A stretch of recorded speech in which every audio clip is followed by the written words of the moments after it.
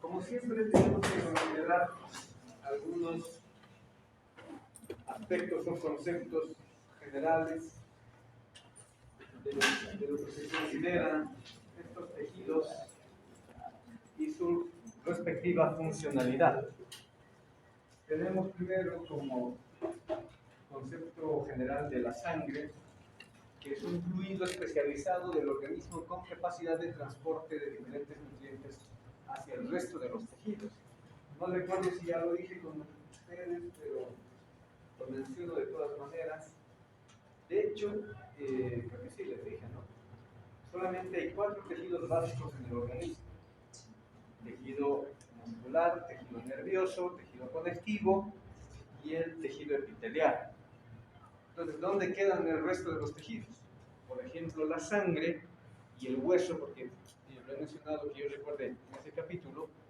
La sangre y el hueso son 2 tipos de tejidos conectivos especializados. O sea, los llamamos de esa manera porque ayudan a conectar entre otros tejidos, ¿ya? Y lógicamente la sangre, por el mecanismo hemodinámico, por la circulación, permite la interconexión entre los diferentes órganos, sistemas o aparatos. Por eso es un tipo de tejido conectivo especializado. Y lo que vemos acá otra vez, ¿no? Ahí está. Es parte del tejido conectivo de tipo especializado.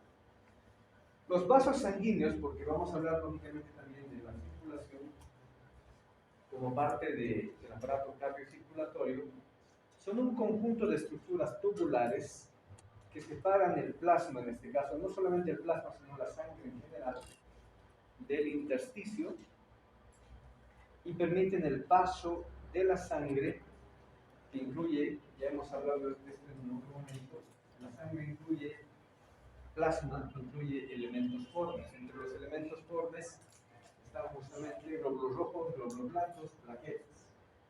Pero en el plasma no olviden que están disueltos una gran cantidad también de solutos. Y por último, el corazón, lógicamente es un órgano, sobre todo de carácter muscular, que ya hemos hablado que tiene músculo rojo estriado, pero que no es voluntario, sino más bien es autónomo o automático inclusive, y que trabaja como una bomba de impulso, porque gracias a la contracción del músculo cardíaco, del miocardio, y la sangre es expulsada o eyectada de las diferentes cámaras que lo constituyen, que ustedes de seguro ya han debido revisar en anatomía. Y que gracias a este impulso, esta misma sangre lógicamente va a atravesar toda la estructura vascular, particularmente los 2 grandes sistemas vasculares, arterial y venoso. Entonces, como componentes del aparato cardiocirculatorio, tenemos al corazón, lógicamente, y todos los vasos sanguíneos. Vamos a hacer un recuerdo muy rápido, violento, de los elementos vasculares tal vez más importantes. Primero, el corazón como bomba, constituido por tejido muscular. Sabemos que en un corte anatómico, sobre todo de tipo coronal, tiene sus 4 cámaras, que son 2 superoposteriores, las aurículas, y 2 inferoanteriores, los ventrículos. Hacia estas cámaras llegan y conectan, de hecho, con los vasos sanguíneos del sistema venoso. 2 grandes sistemas que tenemos que llegan hacia la aurícula derecha: el sistema de la vena cava superior y el sistema de la cava inferior.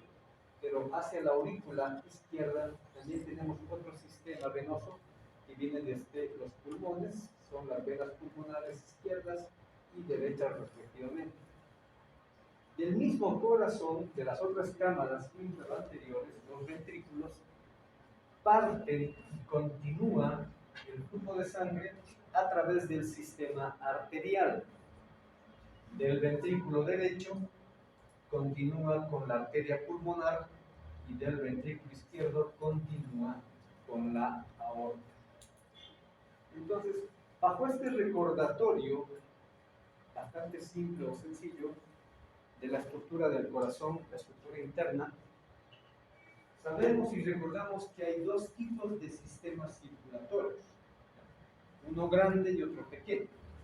Entonces hablamos de una circulación mayor y de una circulación menor. Solo como recordatorio, porque esto ya lo han debido revisar. Atiendan un segundo, lo estamos recordando. La circulación menor empieza acá en el ventrículo derecho, atraviesa la arteria pulmonar. Esta misma se va a dividir lógicamente en dos ramas, izquierda y derecha, y luego la sangre termina circulando en los pulmones. Pero esta circulación menor tiene que retornar, porque si no, no termina siendo una circulación. ¿Cómo retorna hacia el mismo corazón y hacia dónde llega la circulación menor? La circulación menor termina acá, en la aurícula izquierda. Entonces, el evento es cruzado. La hemodinamia de la circulación menor es cruzada. Empieza en un ventrículo, en este caso derecho, pero termina en la aurícula izquierda. ¿Por qué? Porque hacia la aurícula izquierda, ya lo hemos citado, llegan justamente las venas pulmonares. Entonces, el trayecto de la sangre que parte desde el ventrículo derecho, circula por el tejido pulmonar y luego retorna al corazón, es bastante corto, por eso se le llama circulación menor o simplemente circulación pulmonar. ¿Cuál es el objetivo de esta primera circulación, que es muy importante o muy relevante? Al atravesar por el parénquima pulmonar, por los tejidos respiratorios, a nivel de los alveolos, la importancia radica en que la sangre va a cambiar químicamente. Se va a generar un mecanismo de intercambio de gases donde el dióxido de carbono va a ser liberado hacia el medio exterior y el oxígeno tiene que ingresar hacia la vía circulatoria o hacia el sistema circulatorio. Entonces, ese es el objetivo que tiene la circulación menor, que parte acá y termina acá. Lógicamente, cuando parte en el ventrículo derecho, la sangre no significa que no tenga oxígeno, ¿verdad? Por si acaso, lo estamos aclarando. Cuando parte la sangre desde el ventrículo derecho, no significa que no tenga oxígeno. Simplemente la concentración de oxígeno es muy baja como para que siga circulando, y al tener una baja concentración de oxígeno, la sangre venosa en este caso, no se puede permitir el intercambio de gases a nivel tisular. ¿Qué significa?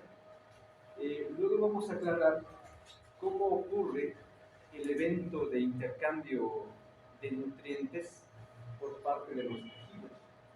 Pero creo que es relativamente sencillo entenderlo de la siguiente manera.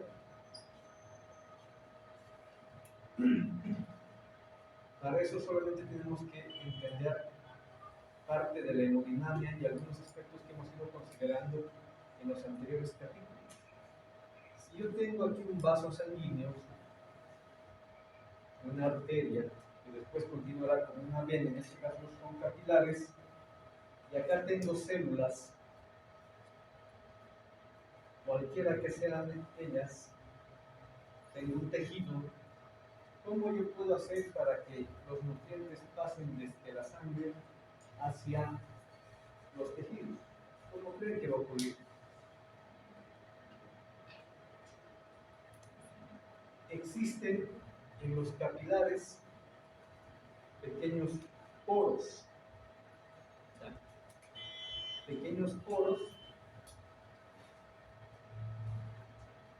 y a través de esos poros, ¿qué va a ocurrir?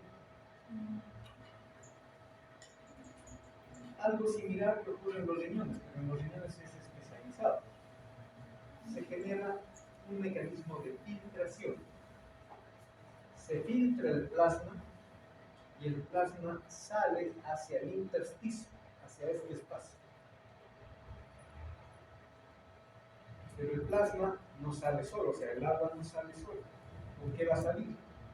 Puede salir con sodio, puede salir con glucosa, puede salir con oxígeno, lógicamente, y con los componentes que hay dentro de eso. ¿Qué va a ocurrir? Como el oxígeno ya está libre acá, o la glucosa ya está libre acá, o el sodio ya está libre acá, lo único que tiene que hacer la célula, cada una de estas células que constituyen un tejido, es activar sus mecanismos ¿de qué? De transporte de membrana. Entonces utilizan, qué sé yo, dependiendo del tipo de compuestos, utilizarán un tipo de transporte pasivo o un tipo de transporte activo. ¿Ya? Eso tiene que ocurrir. Pero para que ocurra eso, esto ya lo saben, por lo menos por teoría, ¿qué tendría que acontecer justamente ahí en el intersticio? ¿Qué tendría que suceder? Para que pueda pasar del intersticio hacia dentro de la célula. De hecho, ya lo hemos dicho, ¿ya? Pero falta algún detalle. Se requieren mecanismos de transporte de membrana o celulares. Pueden ser pasivos, pueden ser activos. ¿De qué depende que hayan estos mecanismos de transporte? ¿Qué decías? Puede ser, pero eso la ósmosis ¿para quién funciona? ¿Para quién? ¿Saben? Para el agua. Solamente funciona para el agua, para el solvente.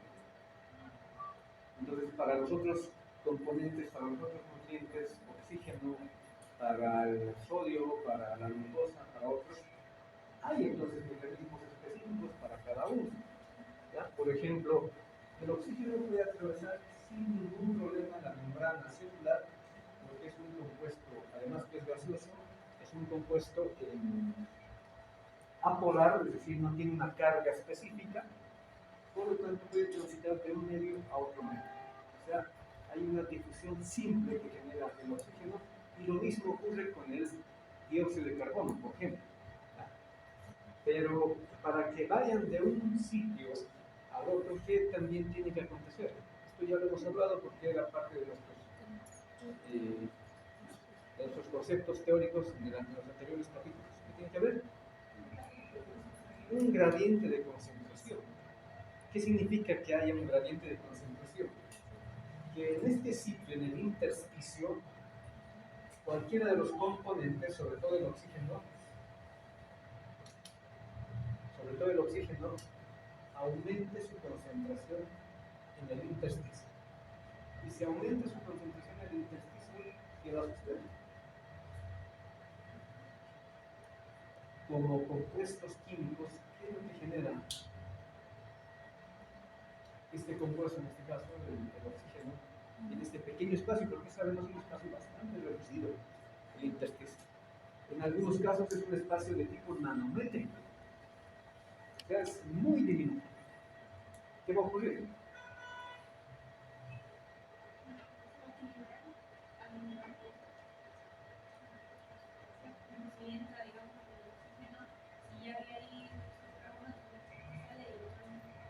No precisamente, no, porque equilibrio solamente puede ser entre compuestos casi similares.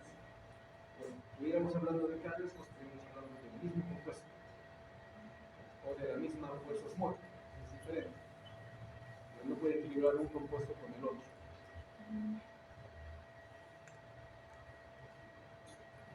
¿Qué pasa? ¿Qué se me ocurre? Ya, muy sencillo, ¿no? Pero, por ejemplo, ¿qué pasa cuando tenemos un globo y lo empezamos a llenar de agua? O sea, le estamos incluyendo en el interior masa, porque agua tiene masa, genera volumen, y mientras más masa y más volumen, ¿qué ocurre con el globo? Primero se distiende hasta que llega a su límite, a su capacidad de distensión, y si no da más, pero lógicamente eso no va a ocurrir en las células. ¿Por qué?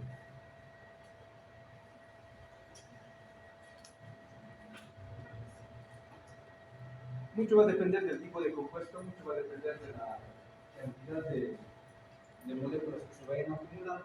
Obviamente no van a exceder, que significa el, el nivel de concentración que sería muy tóxico, pero en algún caso sí ocurre, pero ya sería natural. Por ejemplo, los pacientes diabéticos tienen una alta y gran concentración de glucosa en sangre que pueda pasar al intersticio, y en el intersticio genera más bien un cambio de fuerza osmótica, bueno, es un proceso químico. Pero la mayoría de los compuestos no va a ocurrir esto porque depende del tipo de compuesto que sale y depende también de la permeabilidad que tenga el compuesto en la célula. Y el oxígeno y la glucosa son tan permeables en una célula porque lo requieren para su metabolismo habitual, por lo tanto no va a generar una fuerza muy extrema. Pero, ¿qué sí van a generar para que la célula pueda captar? Porque, por ejemplo, el oxígeno y la glucosa utilizan dos sistemas muy parecidos, pero obviamente no son iguales. Uno es difusión simple y el otro es difusión facilitada. Entonces, ¿qué es lo que también generan que requieren? Con esto van a entender mucho. ¿Qué es lo que también ocurre o qué generan estos compuestos mientras se van acumulando para que las células puedan asimilarlas? Como ocupan un lugar en el espacio, en este caso en el intersticio, y acá tenemos una limitante y acá tenemos otra limitante, sí o sí se va a generar una fuerza de presión. O sea, mientras más compuestos de este sólido, de los diferentes sólidos se vayan acumulando, se genera una fuerza de presión. ¿Ya? Y al acumular los compuestos, hay una fuerza de presión específica para el oxígeno. Entonces, aquí tenemos dos parámetros importantes que vamos a añadir, que ya casi los conocía. La concentración, ¿ya? O lo que decía la señorita, el gradiente de concentración, que sería el número de moléculas que están presentes en el lugar, y ese número de moléculas presentes en ese lugar, en ese instante, genera una fuerza de presión, una presión hacia la membrana celular del tejido y otra fuerza de presión hacia la pared vascular, de donde está saliendo. Pero como sabemos, y la teoría y las reglas, incluso de la misma química nos lo dicen, los compuestos se van a mover de un sitio donde haya mayor concentración a otro sitio donde haya menor concentración. Por lo tanto, el oxígeno, una vez que sale, no puede volver hacia la misma arteria. ¿Por qué? Porque la concentración en el intersticio y en el plasma teóricamente va a ser igual. Va a ser igual. Entonces no va a poder volver por fuerzas de concentración, o gradiente de concentración. No va a poder volver el oxígeno.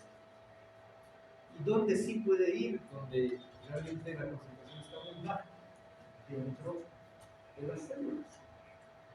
Entonces, esta fuerza de presión que están generando las moléculas de oxígeno fácilmente van a empujar al compuesto para que ingrese hacia dentro de las células.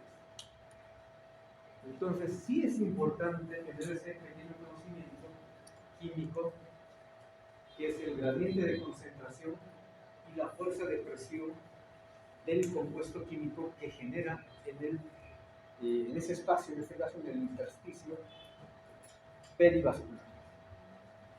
Entonces, cuando la sangre sale del ventrículo derecho, reitero, no es que no tiene oxígeno, simplemente la concentración de las moléculas de oxígeno llega a un nivel que cuando llega a los diferentes tejidos, con ese nivel de concentración no puede difundir hacia los tejidos, no puede pasar hacia, qué sé yo, el tejido nervioso, no puede pasar hacia el tejido muscular, a cualquier célula, no va a poder llegar. ¿Por qué? Porque requiere tener mayor concentración en el intersticio para poder difundir. Si no, no existe la difusión. ¿Me estoy dejando entender? Entonces, reitero una vez más, por última vez, espero, esta sangre que está partiendo del ventrículo derecho va a llegar hacia los pulmones, pero no significa que no tenga oxígeno en este caso, sino que va a ir a mejorar, va a ir a aumentar la concentración de oxígeno a nivel arterial. Para eso va hacia los pulmones y por lo mismo, una vez que ya la concentración de oxígeno ha subido a un nivel importante, ya luego estaremos hablando de cantidades y de fuerzas de presión, lógicamente va a retornar, porque esa sangre ahora que ya tiene mayor concentración de oxígeno en el plasma, ahora sí puede ser distribuida por el sistema circulatorio y como tiene una concentración alta, va a llegar a un capilar arterial, va a poder salir del capilar y luego va a poder difundir hacia las células. Es lo que me estoy explicando. Entonces, para eso sirve en este caso la circulación menor. Ahora, lógicamente, ¿qué sí tiene esta sangre que va a salir del ventrículo derecho? ¿Qué sí tiene en gran cantidad? ¿Por qué? Sí y no. ¿Por qué tiene una gran cantidad de dióxido de carbono? Porque la sangre que ha recibido este ventrículo viene de esta aurícula. ¿Y de dónde viene la sangre que está recibiendo esta aurícula? De la vena cava superior, de la vena cava inferior. De hecho, está dividida de todo el organismo.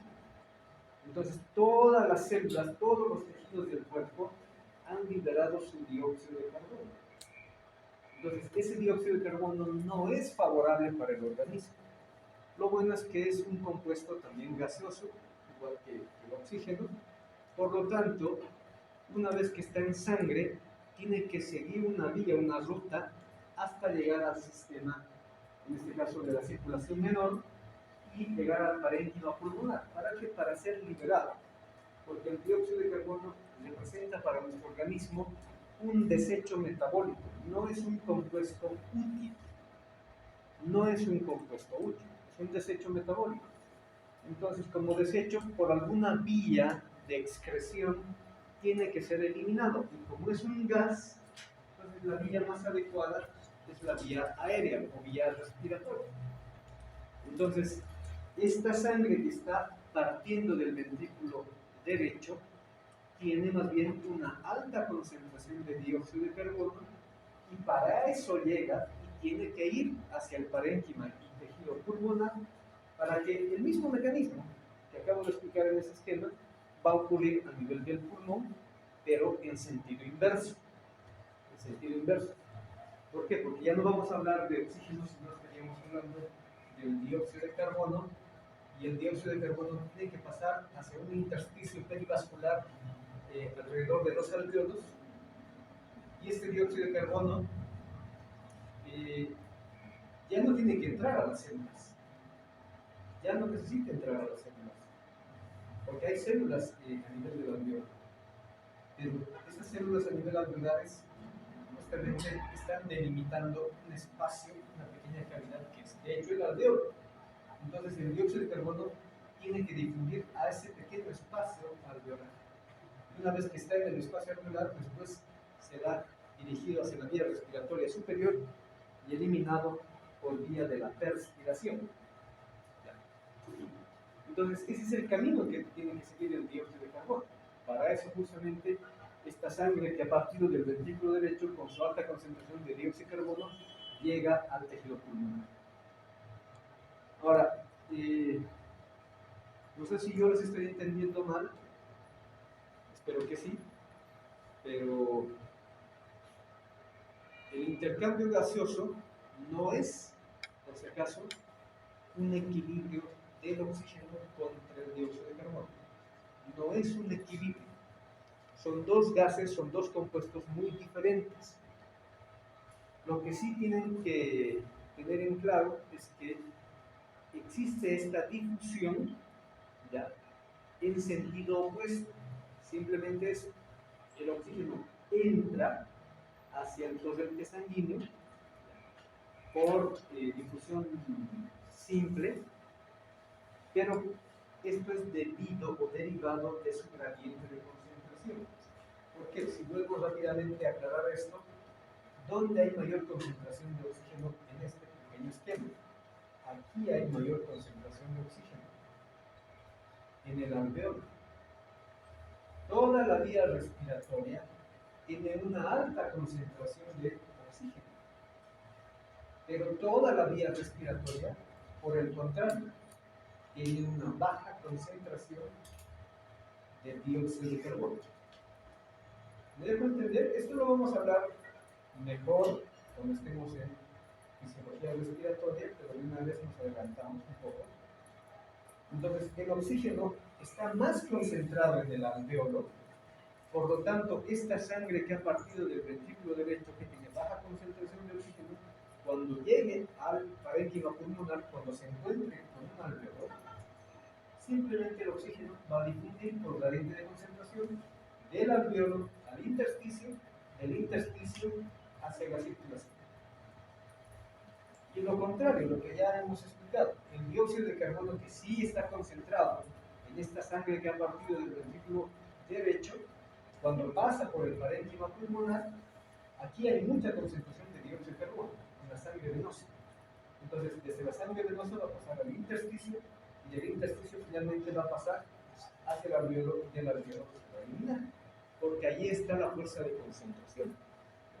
Allí están las fuerzas de presión que están jugando el rol importante para que haya este movimiento. Entonces, mucho ojo y mucho cuidado. No es que se están equilibrando el oxígeno con el dióxido de carbono. No hay un equilibrio en ese sentido. Solamente cada gas está difundiendo de un sitio de mayor concentración a otro sitio de menor concentración. Simplemente eso. Hasta ahí queda claro, pero lo vamos a reiterar en respiratorio. Entonces, una vez que esta sangre retorna hacia la aurícula izquierda, hasta ahí se cierra el primer circuito, que es la circulación menor. Hasta ahí se cierra. Entonces, esta sangre, ahora que ha llegado a la aurícula izquierda, ¿qué tiene? Mayor concentración de oxígeno y menor concentración de dióxido de carbono, sobre todo. Entonces, esa sangre ya cargada con más moléculas de oxígeno, inmediatamente pasa al ventrículo izquierdo, Entonces, una vez que ya ha pasado al ventrículo izquierdo, ahí empieza la circulación mayor. Entonces, esta sangre cargada con alta concentración ahora de oxígeno y también de nutrientes, y enseguida claro cómo es que se ha cargado de nutrientes, esta sangre que ya tiene, qué sé yo, gran cantidad de glucosa, gran cantidad de electrolitos, gran cantidad de oxígeno, ahora sí puede ser redistribuida, redirigida hacia todos los sistemas arteriales para que cada célula de la punta del pulpejo de nuestros dedos, de la punta del pulpejo de nuestros pies, a nivel de los folículos pilosos y en el cuero cabelludo, cada célula tenga el aporte suficiente de nutrientes, sobre todo oxígeno, glucosa o lo que requiera cada chiquito. ¿Ahí estamos? Ahora sí puede ser distribuido. Entonces, ¿por dónde continúa la circulación mayor? Empieza acá en el ventrículo izquierdo, sale por la aorta, y ya deben saber que la aorta tiene una gran cantidad de ramas importantes que se van a distribuir para la cabeza, para las extremidades superiores, para todo el tronco y para las extremidades inferiores. Por ejemplo, desde el tallado nacen los vasos sanguíneos que se dirigen hacia la cabeza, cuello. Por ejemplo, tenemos acá la arteria carótida común, el tronco brachiocefálico, y del tronco brachiocefálico se divide en dos: carótida común derecha más subclavia derecha, y esta otra sería la arteria subclavia izquierda. O sea, al final son cuatro grandes vasos importantes, dos que se dirigen hacia el cuello y finalmente terminan en la cabeza, que es el sistema arterial de las arterias carótidas, y las otras dos que he citado, que son la subclavia izquierda y la subclavia derecha, son el sistema arterial para la irrigación de cada miembro superior, izquierdo y derecho. Luego, la aorta continúa después del callado con la llamada porción descendente de la aorta. Y desde la aorta descendente, que tiene dos segmentos, el segmento torácico y el segmento abdominal, una vez que atraviesa el diafragma, de esta aorta descendente se originan todas las ramas necesarias para irrigar a los órganos torácicos y a los órganos también abdominales o abdominopélvicos, para todos. Y finalmente, si se acuerdan, la aorta descendente llega más o menos a la altura de la cuarta vértebra lumbar y se divide en dos grandes troncos, que son las arterias ilíacas comunes o primitivas, izquierda y derecha, y cada ilíaca luego se subdivide en una ilíaca externa y otra interna. Al final, las dos ilíacas, tanto externa como interna, permiten la irrigación de los órganos intrapélvicos y de toda la extremidad inferior. Entonces, ese es el trayecto que va a seguir la sangre, que ahora ya tenía una gran cantidad de nutrientes, ya tenía una gran cantidad o concentración de oxígeno, pero una menor concentración de dióxido de carbono. Lógicamente, una vez que llegamos a los tejidos, ocurre este pequeño mecanismo. Hay intercambio de nutrientes, o para ser más correcto, los nutrientes son asimilados por las células, por los tejidos. Y los desechos metabólicos que generan cada célula, como el dióxido de carbono, son liberados más bien hacia el sistema vascular para que puedan ser eliminados por cualquiera de las vías, órganos, sistemas o aparatos que justamente cumplen ese rol. Por ejemplo, otra vez, si es gas, sí o sí vamos a utilizar siempre la vía respiratoria. Pero si no fueran gases, si solamente fueran compuestos químicos, semisólidos o en algún caso hasta líquidos, ¿para dónde van a ir? Tendrán que buscar la vía digestiva baja o tendrán que llegar a la vía urinaria para ser eliminados.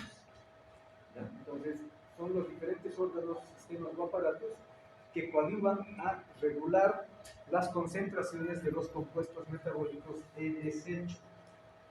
Espero que me sigan todavía atendiendo. Estamos apenas en una parte relativamente introductoria. Por lo tanto, después la sangre, una vez que ya ha generado este intercambio de los diferentes compuestos, nutrientes que son asimilados y compuestos de desecho que son dirigidos hacia el sistema vascular, en este caso venoso, la sangre empieza a retornar. Retorna de los miembros inferiores, retorna de los miembros superiores, retorna de la cabeza y del cuello, retorna del tronco. Entonces, ahí es donde aparecen justamente los dos grandes sistemas venosos. El sistema de la vena cava superior, que recoge la sangre tanto de la cabeza, del cuello, de las extremidades superiores y gran parte del tórax. En cambio, la vena cava inferior recoge la sangre de las extremidades inferiores, de la cavidad abdominopélvica, de todo ello. Entonces, ambos sistemas finalmente concluyen en la auricular derecha, pero esta sangre que está volviendo, ¿cómo ya está en su carácter general químico? ¿Cómo se encuentra ahora? Con baja cantidad de nutrientes, o sea, ya la cantidad de glucosa es muy baja, la cantidad de electrolitos puede ser también relativamente baja, baja cantidad de oxígeno, pero con una alta concentración de dióxido de carbono, porque todos los tejidos han aportado este metabolito de desecho y está ahora recirculando. Entonces llega hasta la aurícula derecha y aquí concluye la circulación mayor en la aurícula derecha.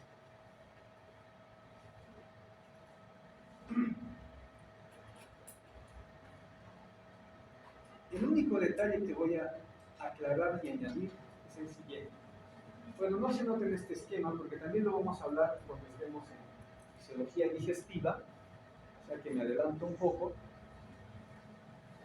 Esta sangre en realidad que está llegando hasta la aurícula no está tan baja en nutrientes. no está tan baja en nutrientes, por la siguiente y sencilla razón.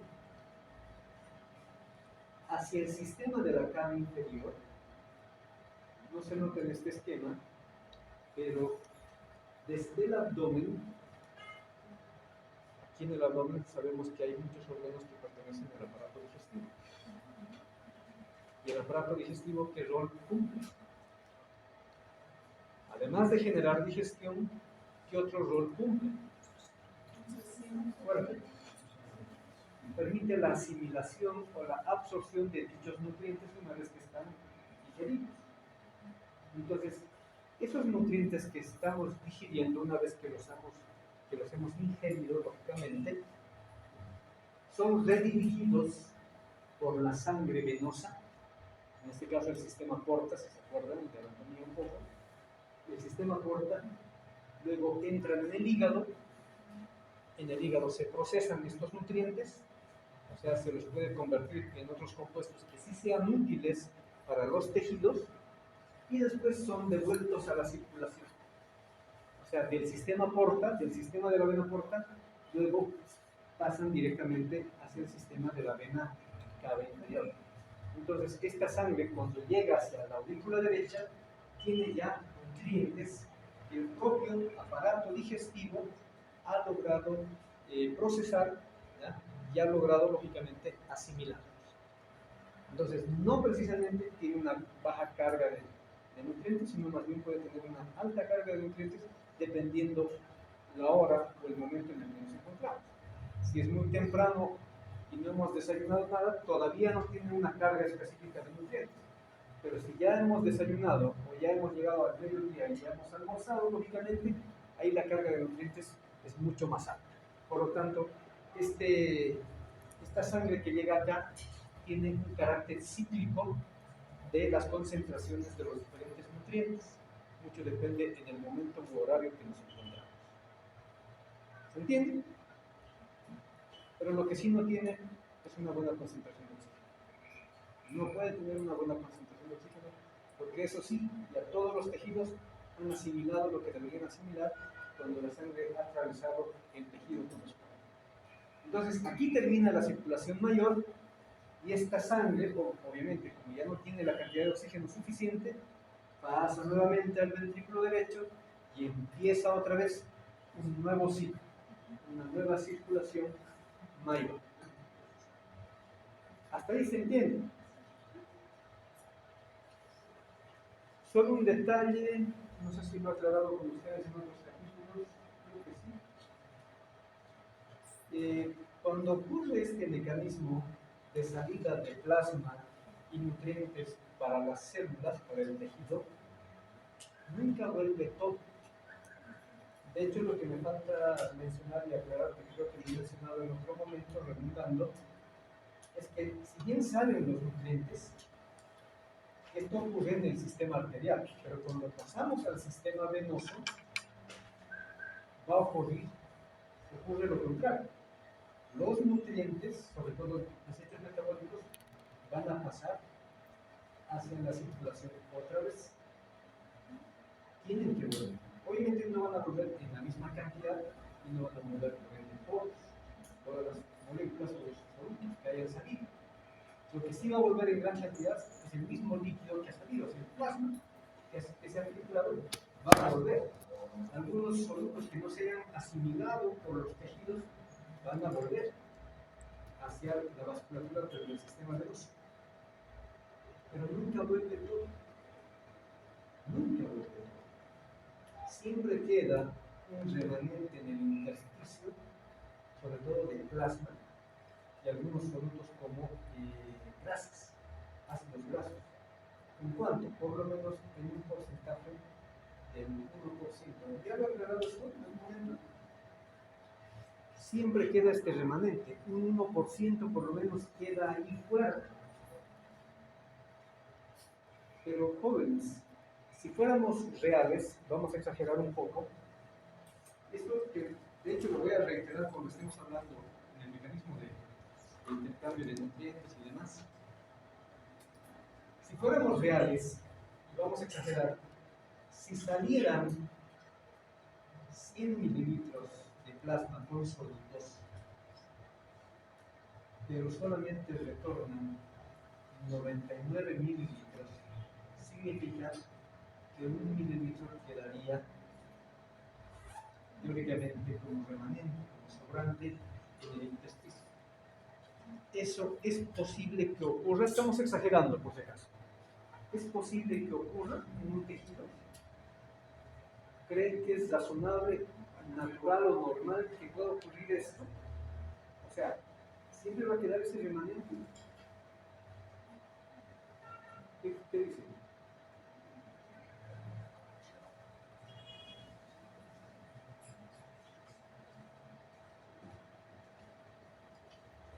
La respuesta es no. Porque estamos hablando de volumen y estamos hablando de sólidos diferentes que pueden quedar acá. Imaginen que esto ocurriera, si fuera muy real o estamos exagerando, imaginen que esto ocurriera en cada vuelta que da la sangre por un tejido, qué sé yo, en el pie. Mi sangre da una primera vuelta y deja 1 mililitro. Da una segunda vuelta, deja otro 1 mililitro, y otro, y otro, y otro. O sea, en cada latido estaríamos reteniendo bastante líquido en el intersticio de todos los tejidos. Eso es habitual, es normal, ocurre en nosotros. A ver, revísense. ¿Están hinchados? No ocurre, ¿verdad? ¿Quién amanece hinchado? Hágase una prueba de función renal, o patología cardíaca, o patología hepática. ¿Perdón? No es normal. ¿Por qué no ocurre que terminamos hinchados y con diferentes solutos que no se hayan asimilado? Porque no olviden que no solamente existen dos sistemas vasculares, existe un tercero. ¿Cuál es? Fuerte. El sistema vascular linfático. Son vasos sanguíneos, vasos mucho más pequeños que un vaso sanguíneo habitual, pero con una estructura muy similar a la de un vaso sanguíneo. Muy similar. Entonces, los vasos linfáticos arrastran este remanente, este 1%, y lo devuelven a la circulación. Y además arrastran consigo, ya hemos dicho, ácidos grasos, colesterol, y pueden arrastrar consigo incluso patógenos. Es decir, si existen bacterias, parásitos, hongos que tengan carácter microscópico, o sea, pequeños, la mayoría lo son, lógicamente, entonces también son redirigidos hacia ese sistema vascular.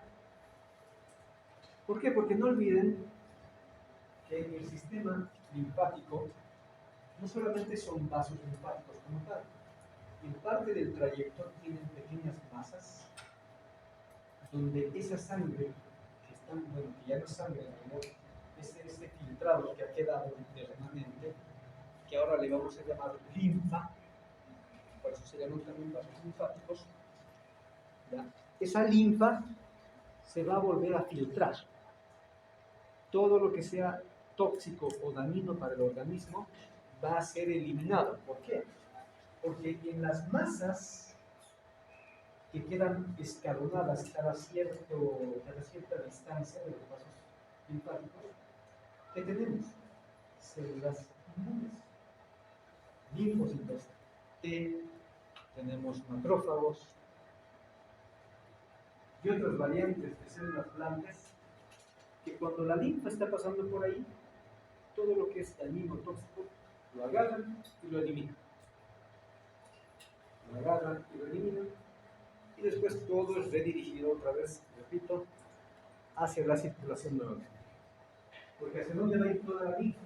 Toda la linfa termina en un conducto muy peculiar que se conoce como el conducto torácico, y ese conducto torácico, porque está en el tórax, luego drena toda la linfa hacia el sistema venoso principal que pertenece a la cava superior, a la vena cava superior. Entonces, ese plasma de remanente, que ahora le llamamos linfa, vuelve a convertirse otra vez en plasma, retornando hacia la circulación de todo el sistema. Entonces, por eso es que no ocurre que, bueno, en ningún momento del día no terminamos nosotros elematizados, ni nada por el estilo, ni con remanentes de compuestos que hayan sido filtrados del plasma en ningún tejido, porque todo el organismo tiene una gran cantidad de vasos linfáticos. Son más diminutos, repito, que los vasos sanguíneos en general.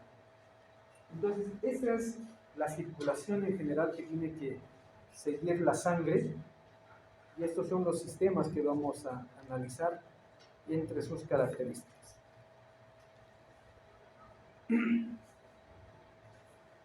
Bueno, como estamos iniciando en realidad con el capítulo de sangre, vamos a cerrar por hoy con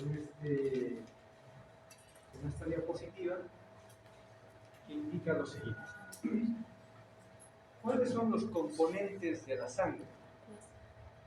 Son dos componentes grandes. Por un lado tenemos agua, que ya no simplemente le llamamos agua porque además contiene una gran cantidad de sólidos, entonces le llamamos el plasma sanguíneo.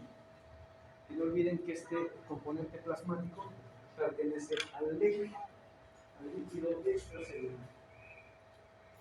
Y el otro componente importante de la sangre son los elementos formes.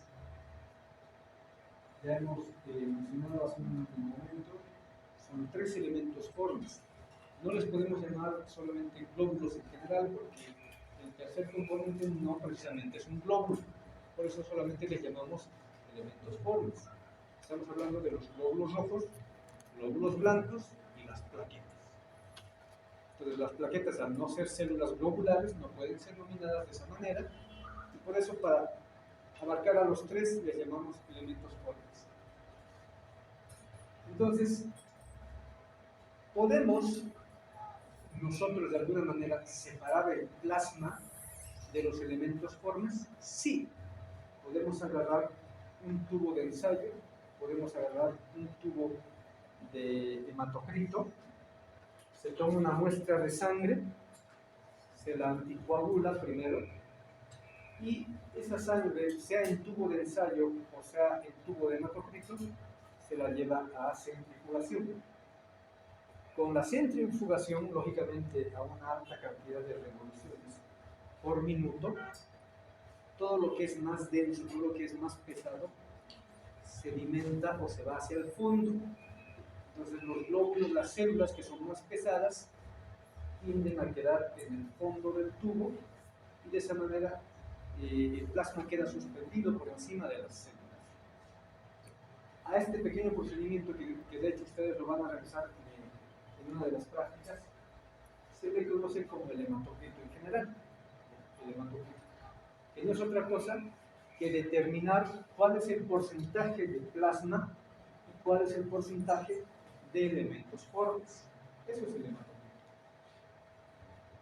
Bueno, entonces, si agarrásemos esta masa de elementos formes y la vemos en microscopio, pero que de hecho es necesario por lo menos realizarle mínimamente una tinción, obviamente primero un extendido y un frotis de la sangre, luego una tinción, vamos a poder observar a los elementos formes que constituyen parte de la sangre. Lógicamente estarán los glóbulos rojos, porque no sé si ya lo he citado antes, pero sí, lo dije cuando hablamos de músculo.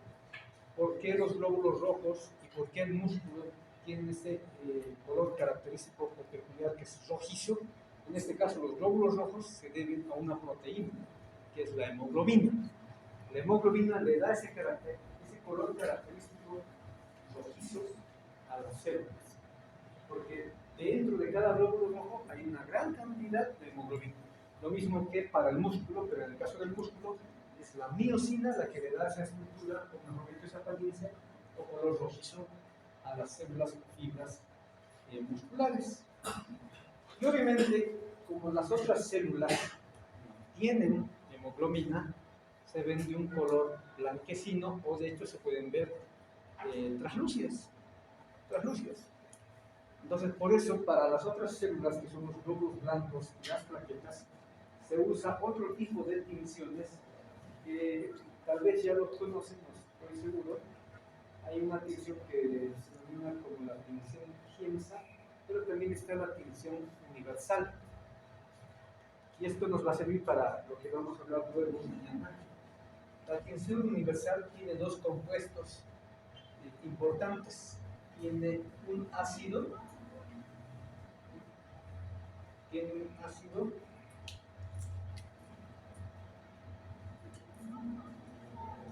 y tiene una base. O sea, teóricamente la tinción universal está equilibrada, es neutra, tiene un pH neutro, porque usa compuestos ácidos y también usa compuestos básicos. Entonces, hay células, para el caso de los glóbulos blancos, hay células que se tiñen mejor con compuestos ácidos. En cambio, hay otro grupo de células que se tiñen mejor con compuestos básicos. ¿Cuáles son estos compuestos que actualmente se utilizan en la tinción universal? Tenemos la hematoxilina y la eosina. Entonces, el primero es un compuesto ácido y el otro será un compuesto básico.